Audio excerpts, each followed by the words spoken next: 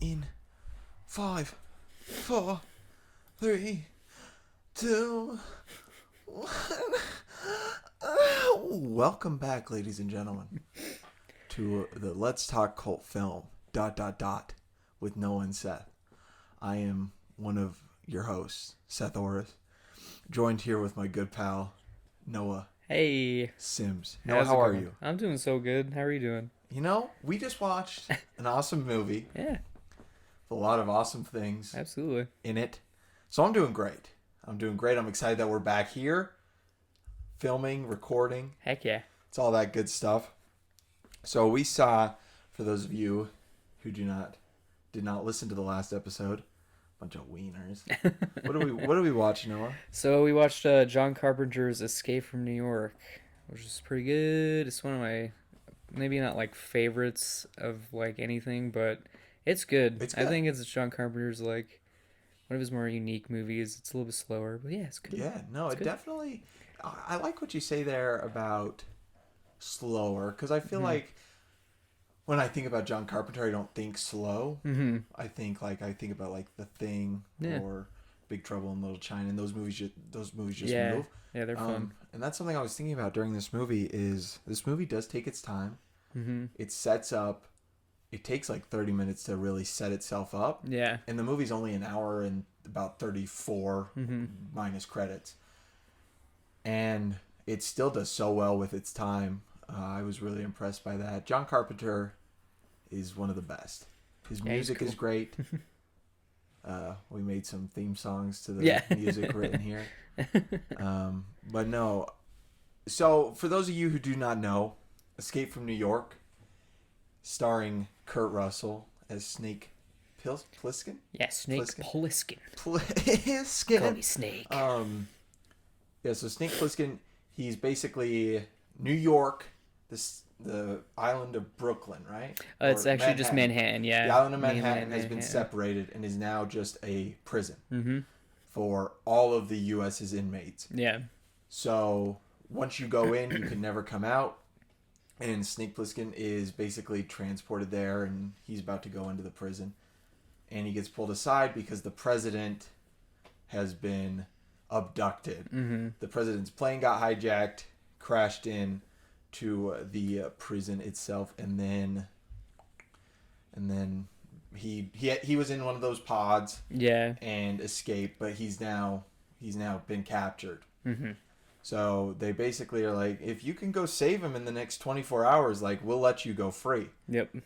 It's a pretty wacky, wild, like, dystopian premise, and, like, I think it's based off of, it's not, like, solely based off of a book, but I think it's, like, the concept of a book that was similar. I can't remember what it's called, but I just know that that's where the idea came from, and, like, they just kind of played around with the whole concept of, like, yeah, this, like, crime-driven United States that's just, like, you know, gotten to the point where, yeah, we're just gonna make a prison out of an island. It's just wild. And it's awesome. Yeah. It truly is. Like, the way they portray, that the island itself is extremely spooky. Yeah, it's very dystopian and like post-apocalyptic. I think like the best way to describe the whole like tone of the movie, it's like this very sci-fi dystopian like neo-western. Like it's absolutely just like a spaghetti western in terms of like the tone and pacing. But like like it's just so it's like instead of like a desolate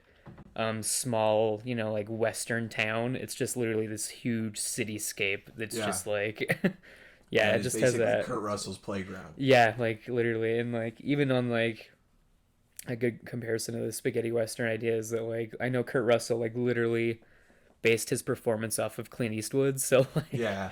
like and then of course and it even makes sense. I hate to interrupt you, but No, you're it good. even makes sense with some of the times when he's using his gun. Yeah, because he does exactly. the old western Yep. thing, and it's so good. Yeah, it's super spaghetti western-esque. It's just like yeah, with that different setting.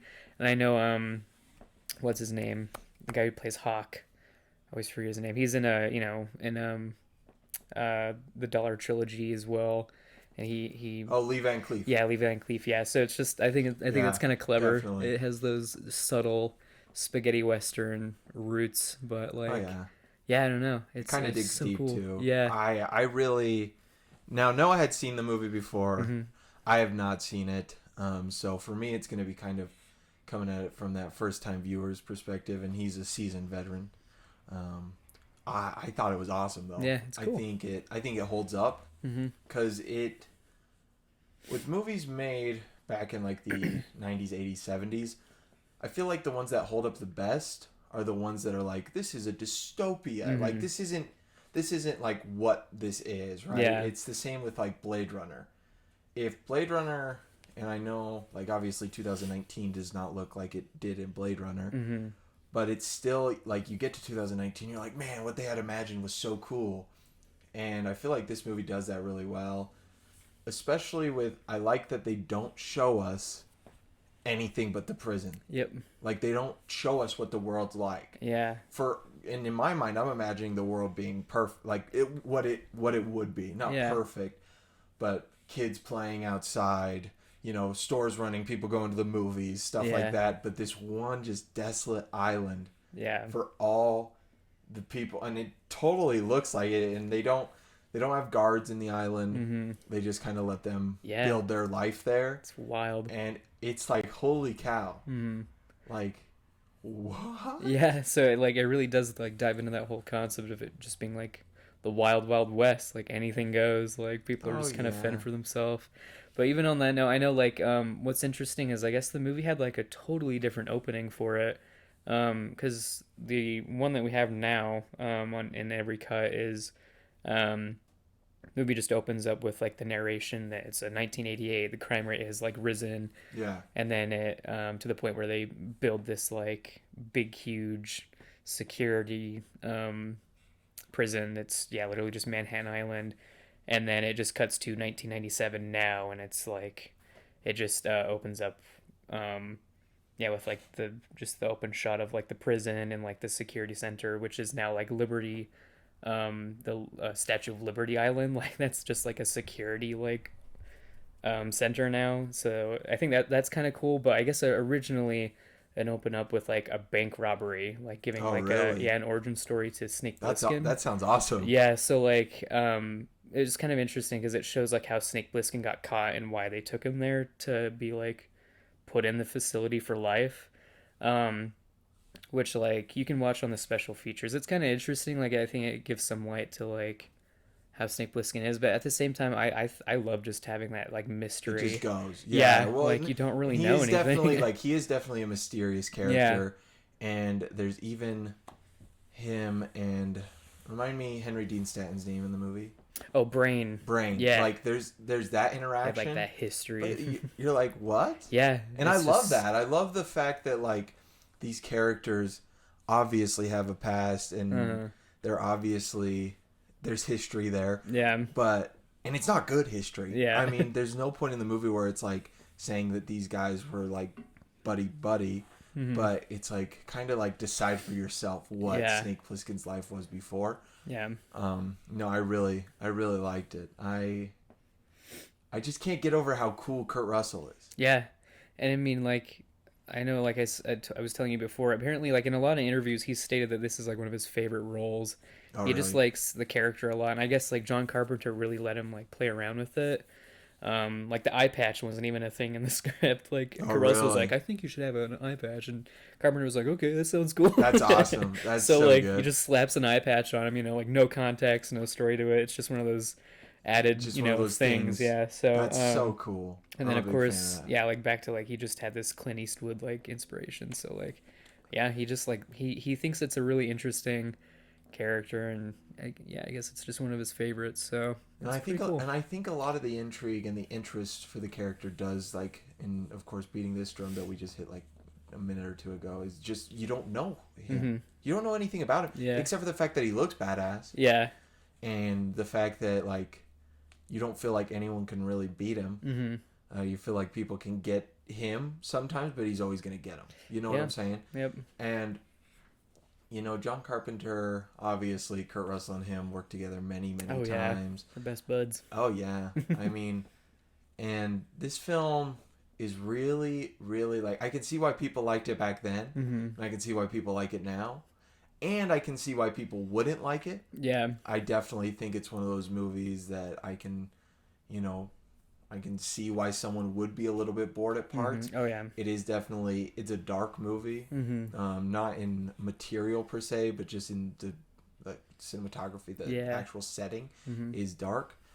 But no, I had a blast. I've been super tired today, but it kept my attention the whole time. So that got to give it props for that. Yeah, absolutely. And yeah, it's just one of those unique, weird movies that out of that era of like the late '70s, early '80s that has like just has that like sci-fi dystopian vibe. I know there's a few other movies that I can't think of the names of them off the top of my head, but there's just like a group of movies that are just that come out of that age that they just do like weird, unique things, and I don't know. Yeah. It's just something John Carpenter like. He just does that really well. He just like no, for real, takes a really unique script and just kind of does what he wants with it. So which you gotta love. Yeah. You gotta love, and it's like one of those things of like John Carpenter. For me, he's one of those guys that I just have so much respect for.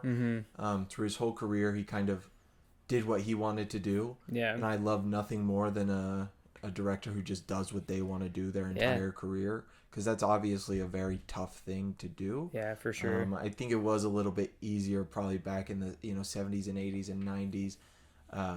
Well, actually, I don't even think that's true because the indie film rise at this point, anyone can go make their movie. It doesn't mean it's easy, but anyone can go make their movie that they want to make. But then we see with like Marvel and Disney and all these people, and you see people drop off of projects like flies over and over again. A big cult director, Sam Raimi, who we watched Army of Darkness last time, was just recently like in talks for Doctor Strange 2, and that's the exact same thing. You think about Spider-Man 3, Spider-Man 1 and 2, great. Yeah. I love those movies. I do think they are a little bit dated, but I still love them. Spider-Man 3 is just a disaster, and it's because they didn't let him make the movie he wanted to make. It's true. And they're just like, we need this and this and this. And that sucks for me to see. Yeah. John Carpenter, the score is fantastic. I definitely want to talk about the score for a bit. It comes in, and whenever it's there, it's one of those movies that the score isn't subtle. It's like, hey, I wrote this. Yep. It's badass. So listen to it, please. Yeah. Yeah. Yeah, it's one of those really cool, unique scores that he did, and I know I can't remember the guy's name that he wrote it with and scored it with, but I know they were just like super into it, and they just did a lot with it, and like I know years after the movie came out, like multiple record companies like approached them and were like, hey, like we want to release this as like a soundtrack.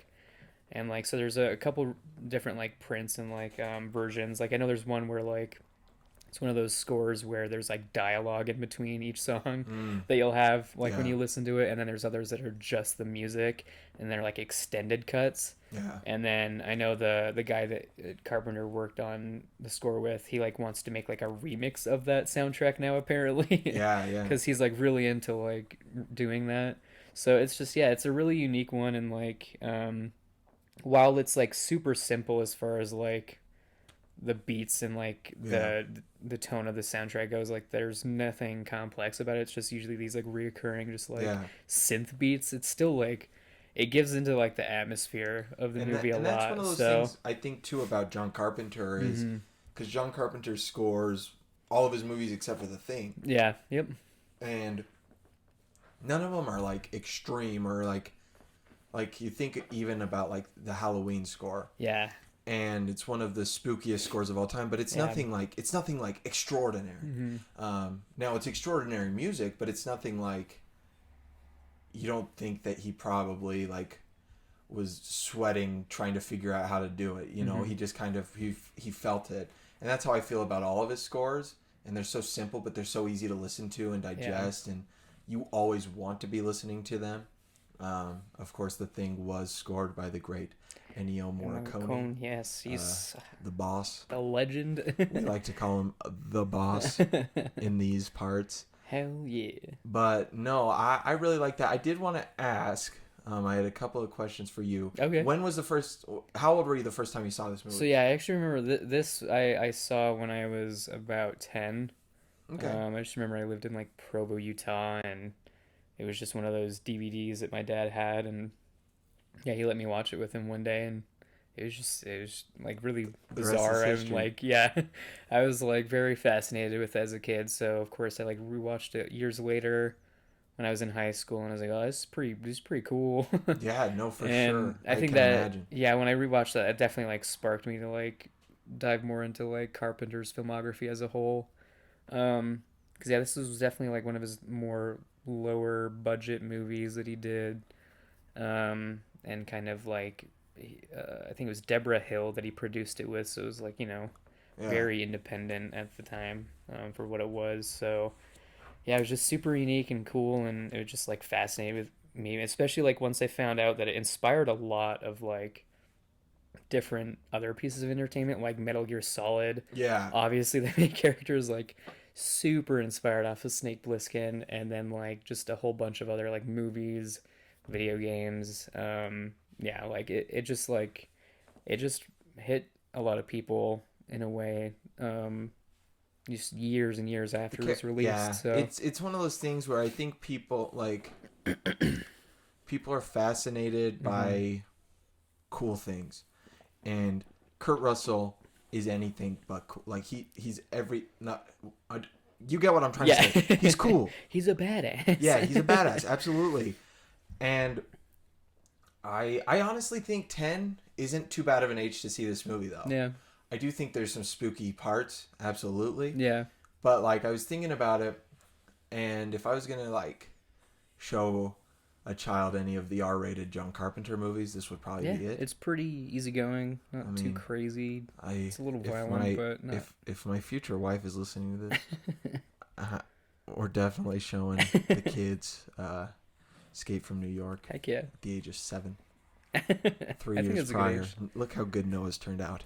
Oh yeah, I'm a stand-up citizen for the most part. Oh, he's the best. He's the best. No.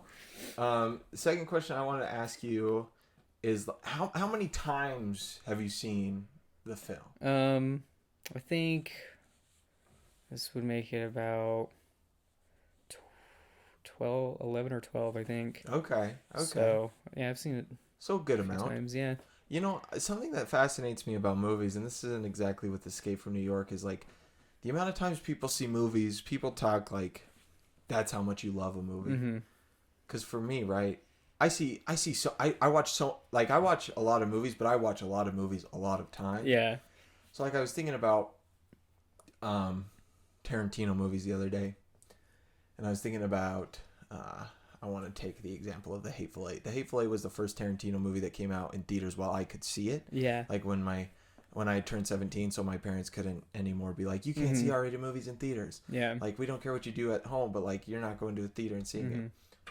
And I watched that shit at least like 10 to 11 times, 10, It's 11 good. times in theaters. It's good. And I'm like, and I think about it now. I was like, if I had to see a movie 10 and 11 times in theaters right now, I mean, Hateful Eight, I did like 7 or 8, so I shouldn't say. I mean, I anything. saw Django Unchained like 7 times in theaters, and It's I loved it. I do think they're, and something.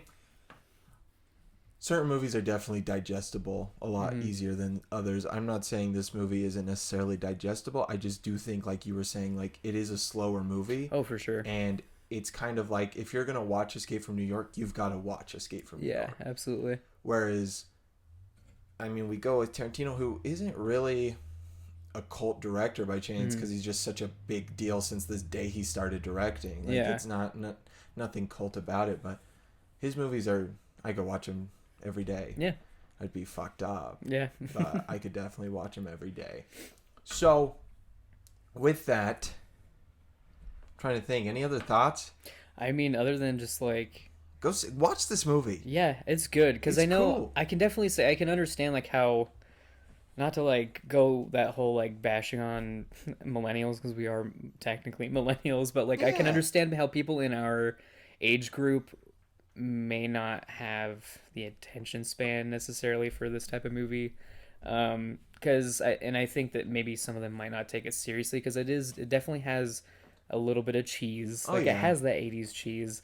But I think what makes it good and how you can kind of look over all of that is like when you notice how serious the movie takes itself, and also in even just the acting. Like, Yeah. I Oh yeah. think everybody, they take their roles so seriously, and they put this Definitely. like unique twist on it that like you can kind of get past all of the little cheesy 80s bits that, you know, just make it for, you know, that's just kind of the Yeah. movie of its time. So I absolutely yeah, agree. it just has, like I said with Army of Darkness, it has that same kind of like charm to it. Yeah. um Even like when you come to appreciate like the miniatures, like the shots they have of like the wide shots that they do of like the city, those are literally just like really extremely complex miniatures that were made that they shot. And like um I just, when you look at that, like, wow, it's so cool. Oh yeah. It's And fun to watch.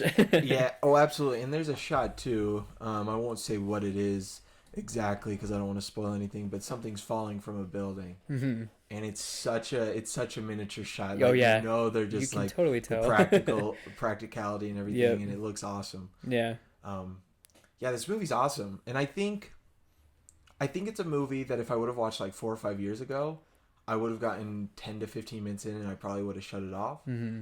And that's that sucks. Um, and that's definitely on me. I think John Carpenter actually, as I've become a much more mature film watcher, Yeah. I like when directors actually set up their films Hmm. more so than when they don't. Yeah. But I didn't used to be that way. I used to be Yeah. like, you know what? Give me this and give me liberty, Yeah. and give it to me now. It's my action, Absolutely. and I want it now. But no, I definitely agree with what Noah was saying. I think this film, it deserves to be seen. Take it as serious as it's taking itself, Yeah. but also like have fun with the cheese. Hmm. Like it's realize the cheese. Yeah. Like, I mean, I love it. What? All right, I'm gonna ask you one or two more questions. We'll talk about, and then we'll give our rating. Okay. What's your favorite scene in the movie? Probably the scene where they go. So it's right when Snake gets to. It's a little bit earlier in the film, so it doesn't spoil too much. But it's right when he gets to the pod that the president was in. Oh yeah, Like, oh no, the president's not in there. And yeah. so like he just like sits down for a second and he just like hangs out. And there's like some creepy guy that creeps out from the background and starts banging on the sewers. Oh yeah, And it's like this really weird, very like spaghetti western dystopian sci-fi moment where it's like, what the hell is going on? yeah. So Snake kind of like follows him. He goes up to the sewer, and then like all these fucking creepy underground people start like popping out. And Yeah, like, he's about to get his rocks off. yeah, and like, so yeah, he sneaks into this diner, and then he meets up with this girl who's like, oh, I know who you are. You're Who's Snake the most Plissken." throwawayable character Yeah, yeah. of all time. It Yeah. is truly, it is so funny. You keep Yeah. talking, but I want to talk about that character in a second. Yeah, because then yeah, once he sneaks into this diner to kind of hide away from these underground people, like this chick is like, "Oh, do you have any smokes?" And they have like a little small chat, and she's like, "Oh yeah, I know who you are. Like, are you supposed to be dead?" Which like everybody says in this movie. Like, Yeah. it's one of those like another like detail. It's like, oh, he must have a past. Everybody thinks he's dead and knows who he is. This Yeah. is weird, but so they're just talking and like hanging out, and then like they hear some of the creepy like sewer rats come into this diner, and then like they literally pull her through the ground, and you're Oh, it's like yeah. the most, it's like the first moment in the movie where you're like, whoa, what's Where you're going like, on? yeah, it's Yeah. genuinely. Like it's just so shocking, like out of nowhere, like she just literally gets pulled through this like diner ground just out of nowhere, and like Snake Plissken like starts shooting them up, and Yeah. it's super cool. Like I think it's a really, it was just a really tense, wacky scene. Kind of leads into a chase scene, too, Yeah, which is yep. awesome. Yeah, so it's super cool. I like that scene a lot. I like that scene too. I do the girl. It's very funny because we're talking. Well, we're watching, and then they're like about to make out. is Yeah. what it's leading to. Yeah, she's like trying to persuade him. She's like, "Are you gonna take me out of here, Snake? Like, take me with you." And I was like, holy shit! I was like, dude, he's about to get his rocks Yeah. off. is Like, what I said to ruh-roh. Noah. And he's like, and he just doesn't say anything because he knows, obviously. And then she gets pulled through the ground, and I was like, is he gonna save her? Snake, he doesn't save shit. Mm. But I don't blame him. Yeah. I mean, he just met the girl, and I said to him, I said, Just give a let's shit. be honest. Let's be honest, Noah. Snake Plissken's a one and done type of guy, and he said, "Oh, absolutely. Yeah. There's no doubt in our minds. It's It's one of the, definitely one of his traits for sure. oh yeah, no, for sure. My favorite scene, I, I'd probably say the I want to call it the boxing scene because it's in a Oh yeah. boxing ring, Yeah. but I just love those, like, I love the gladiator type Yeah. of fighting Yeah. within the dystopian future where they're in a boxing ring and Yeah. they just use bats, Literally, and yeah. then It's so it's funny. just like they're beating the crap out of each other, and Hmm. then everything happens, and there's that moment. It's like that Rocky 4 moment of when Rocky goes to Russia to fight Drago, Yeah. and everyone's so against Rocky the whole time, but then Hmm. Rocky starts like standing his ground, Hmm. and then everyone starts Rocky, Hmm. Rocky. The same thing happens for Snake, and Yeah. it's just like So Snake, good. Snake, Snake, and I was like, oh my gosh, all right, here we go. I Yeah. love this, but no, I think we're both on this. I really liked the movie. I enjoyed it very much. Hmm. Um, Last question I'll ask, then we'll rank. Cool. If you had to choose for the rest of your life, Sophie's Choice, Army of Darkness, or Escape from New York, what are you choosing, and why? Oh geez. Yeah, I'd probably choose Escape from New York. It's just one of those movies that, for me personally, I can it's just a cozy, slow burn of an action movie. Yeah. It's just like it's just really rewatchable for me, and it's I don't know, it's cool. Like I think one of the best things is that like while Snake is like this very distant kind of outcastish character, he has so many traits that anybody can like relate to in terms of like in the setting, because like you kind of have to be a survivor in like a world where the crime rate is just like insane to the point where everybody's just a criminal. Oh yeah. So like I think it's very admirable for him to just kind of be this very self-aware, selfish person, because it's like, that's what you do in that situation probably. Like you Yeah. don't really have a choice. So yeah, I'd choose Escape from New York for sure. Okay, I'm into that. Yeah. I could dig it. I think I'd have to go Army of Darkness Yeah, personally, that's but fair. I It's fun. it is fun. It's definitely fun. They're about the same runtime. I think Army of Darkness Yeah. is about 10 minutes shorter.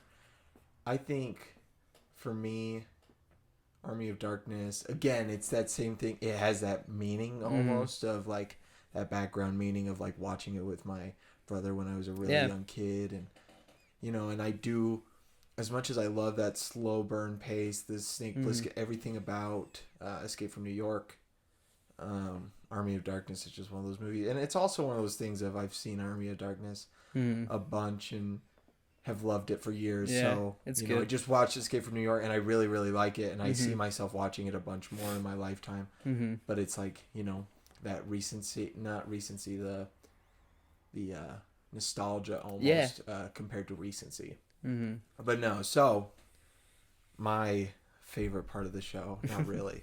I think my favorite part of the show is when we just talk at the beginning. Yeah. I just like talking to you. Heck yeah. You seem like a nice guy. Oh, thanks. You're pretty nice too. Oh, thanks. Noah shaved his beard Yeah. a couple weeks ago, and it's growing back. It is a little bit. You can see it. Smile for the folks. Yes, sir. Let's go in there. Oh, yes, sir. But no, I'm gonna go first on this one. Yeah, go for it. I think I'm gonna give Escape from New York a 7.5 out of 10. Nice. Yeah. I think that it is a very fun, while being slow, it balances the two. It isn't too slow, but it's not fun. You Yeah. know what I'm saying? Yeah. I don't think it's the most fun movie of all time. Yeah, for sure. But I don't think it's the most slow movie of all time. It balances the two really well. Yeah. The score is great. John Carpenter's music. It's music that from now on, whenever I hear that, I'll just think about that, it's which is a such an very iconic- powerful thing. Yeah. And yeah, I freaking loved it. Yeah. Well, cool. I'm glad. What 'Cause do you it's get? like, I feel like I probably go with like with the amount of times I've seen it, it's pretty much always stayed the same. But yeah, it's always just been like a nice like 8.5 or closer to like a 9 than an 8. for me out of 10. 8.75. Yeah, like some ridiculous half percentage. I don't know. Like I think it's really solid. It just like explores a lot of like really interesting ideas, and I've always just been a huge fan of just those like really unique sci-fi futuristic dystopian movies. Like I'm just a weirdo about that stuff, but No, like I love it. it So makes sense. It makes for yeah, great storytelling. yeah, Like it's I don't, cool. it's one of those things that definitely makes for great Yeah. storytelling. I enjoyed watching this movie with you, my friend. Hey, well, thanks. Thanks There's for watching with me. there's nothing better than watching movies together. All Absolutely. right, so next episode's my pick, huh? Yeah, go for it. Yeah, pick whatever you want. Do you have that book? I mean, yeah, if you want to pick something from that, like I'm gonna shoot. pick something from a book. Noah's gonna go grab the book while I sit here and talk to you guys. While he grabs the book, listen to this quick intermission for Anchor Podcasts. We'll be right back. So we watched Sam Raimi's Army of Darkness, aka Evil Dead 3: Army of Darkness, aka The Medieval Dead. Oh shit! He hit you with them three. There's so many, just so many different titles for this movie. It's ridiculous. As Noah said at the beginning of the movie to me, Evil Dead is a horror film, as Sam Raimi puts it. Evil Dead 2 is a comedy. And Army of Darkness is an adventure. It's an adventure. Like, that's how he wanted it to be. He was like, he had a vision for this trilogy. He was like, this is how it's going to go. Everybody was like, okay. Thank you so much for listening to that sweet break. Anchor is awesome. Making podcasts with them is super easy. And they allow us to be listened to on Spotify and places like that, which is awesome. So, we have decided, after looking in this book. I've had that for I have no idea how long. Noah's had it for he has no idea how long. And now we're putting it to use. I'm going to go with Rosemary's Baby is going to be our next film to watch. It's again a movie Noah's watched, movie I have not watched, which, it's just one of those things. What can you say? What can you do? It's all right. I don't blame you for holding off on watching this one. It's so scary. I've tried a few times and it's definitely kind of been like it's just makes me uncomfortable, but it's good. I don't know what I want to do, but no. So with that, man, look out for that. Hopefully we'll be able to do the every 2 weeks thing. It's winter. Winter kicks ass, of course. So, and by kicks ass, I mean kicks our ass. Yeah. Sicknesses and everything. But we're going to try and get that to you 2 weeks from now. Yeah. And that's it. Noah, I know we have your letterbox plugged up on this new thing. Noah Sims is your letterbox. That's me. He posts some awesome things on there, guys. Like great film insight from a great guy. Oh, thanks. and of course, my name is Seth. You can subscribe to my YouTube channel, Film Sleep Repeat, which you're going to be watching this on if you're watching. But if you're listening, go subscribe on YouTube. And until we talk about cult film next time, my name is Seth. My name's Noah. And peace out. Catch you later. Yeah.